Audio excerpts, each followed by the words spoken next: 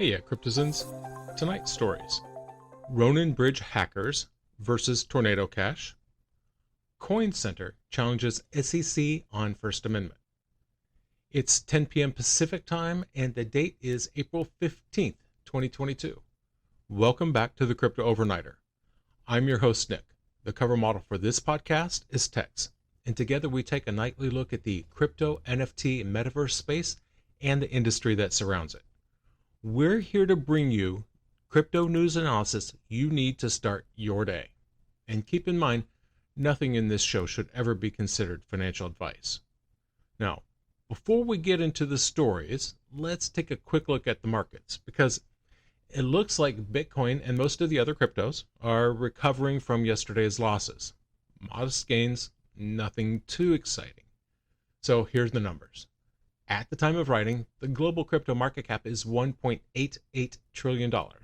It's up 1.12% since yesterday. The top 5 cryptos by market cap are Bitcoin up 1.55%, Ethereum up 0.65%, Tether, Binance Coin up 0.39%, and USDC. According to CoinMarketCap, the top 5 NFT collections by sales volume are Genesis Star Sharks Mystery Box, Bored Ape Yacht Club, Mutant Ape Yacht Club, CryptoPunks, and Imposters Genesis Aliens. Keep in mind, some of these collections have very volatile prices, so make sure you do your own research. Ronin Bridge hackers versus Tornado Cash. And it's almost as if Tornado Cash listens to this show. I'm not saying they do, but still, it'd be kind of cool if they did. So, just last night, we were talking about the Ronin Bridge hack. The U.S. Treasury Department had identified the group behind the hack as the Lazarus Group. They're a hacker group from North Korea, and that, among other things, they steal crypto for the North Korean government. The North Korean government, in turn, takes that crypto and turns it into nuclear weapons research. Not cool. So, one of the things that came out of this was this sanction. The U.S. Treasury Department, they sanctioned anyone from facilitating any kind of transactions from their account, which means if you allow your service to be used by them, then you find yourself in trouble with the U.S. Treasury Department. Tornado Cash founder said that it is, quote, technically impossible for sanctions to be enforced in this case. Well, they figured something out, and that was last night. So today, and this isn't popular amongst the privacy first crowd, but Tornado Cash announced that they're using a tool developed by Chainalysis. Now, Chainalysis bills themselves as a cryptocurrency investigations. Stuff like money laundering and know your own customer kind of compliance. So the tool, developed by Chainalysis, was designed to work with the U.S. Office of Foreign Assets Control, OFAC. So Tornado is using their list of sanctions to block crypto wallets, but it's one part only. See, the blockade only applies to the user-facing application. It doesn't have anything to do with the underlying smart contracts. The smart contract remains immutable. The fact that this is a user-facing block is important, and we're going to come back to that in a minute. But see, this whole thing really stinks to the whole privacy-first crowd. I know a number of them think of Tornado Cash as being on the side of privacy. And in fact, they have used the defense of people's financial privacy as a way of justifying what they do, that it's not all about criminals. And it seems that this information really isn't anything new. Stephen Sargent is an independent anti-money laundering consultant. He noted that there's limited utility involved here.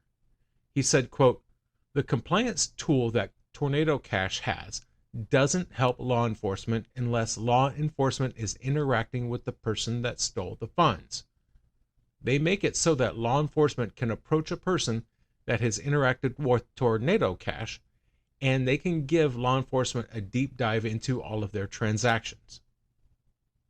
All that aside, as he noted, Tornado Cash has to comply with OFAC's list. OFAC and their allies will start targeting mixers like Tornado Cash if they don't. Not only the mixers, but their tokens. if someone like Tornado Cash doesn't comply and OFAC can get their tokens taken off of the exchanges, well, that kills the liquidity, and no liquidity, no mixer. So as you can see, Tornado Cash has a very good reason to work with OFAC, Treasury Department, DEA, anybody who comes along. The question is, how effective will that aid prove to be? And it's starting to look like the answer is not very effective at all. So as of yesterday, the Ronin hackers had sent $80.3 million worth of Ethereum through Tornado Cash. Today, just this morning, and after the tool that Chainalysis built, that looks at the OFAC list of sanctions. After all that, the Ronin Bridge exploit wallet sent around $8.8 million in Ethereum to the cleaners. And not just any cleaners either. It went through Tornado Cash. So what happened seems kind of predictable, really. And part of it is in the fact that the block is only a front-end block. It keeps the wallet from connecting to Tornado Cash. One workaround for that was pretty simple. Get yourself another wallet, one that's not sanctioned. And then you move the Ethereum from the sanctioned one that they're watching to this brand new one. You're still going to be facing substantial gas fees, but then the money gets out. And it appears that that's what they did. They got a new wallet, they funneled the stolen crypto through that, and then the trail goes cold right after it leaves Tornado Cash. So it goes back to what I was talking about. They're taking $600 million in stolen crypto, and then they're laundering it through Tornado Cash at $10 million of time, roughly. Over the last 10 days, the Ronin Bridge exploit has sent bundles of Ethereum to in-between wallets, you call them, to get processed through Tornado Cash. The Ethereum doesn't stay in the wallet long, a few hours maybe. Then they abandon whatever's left in the wallet, which makes a degree of sense, right? As long as the hackers move unpredictable amounts through, it'll be much harder to anticipate and then block. Even so, the front-end block that Tornado Cash has in place is just an inconvenience, really, because a savvy user is going to be able to get around it. You can still manipulate and interact with the underlying smart contract. So there's a question of timing here. The $8 million was sent to Tornado Cash at some point on Friday. After that batch was sent through the laundry was when Tornado Cash made their announcement. The announcement came, but there's been no wallet activity since then. No money has gone through since that tweet. So what I don't know is whether that means that the wallet block was in place before or after they sent the funds. You see what I'm saying? We don't know if it was blocked or not. So we'll find out soon enough, though, because it seems like they only tend to send money out of that account once per day. So they might be getting blocked, or they may just not have gotten around to trying yet. We'll find out soon, though. Coin Center challenges SEC on First Amendment. Coin Center is a Washington nonprofit, and it focuses on cryptocurrency policies. Well, they're pushing back against a change to the definition of the term exchange. Now, this is as it applies to the Securities Exchange Act. In a bid to, quote, include systems that offer the use of non-firm trading interest and communications protocols to bring together buyers and sellers of securities. So, Coin Center is saying that that's unconstitutional. They announced that they were filing what's called a comment letter with the U.S. SEC. And from what they say, the U.S. SEC's proposal violates the First Amendment.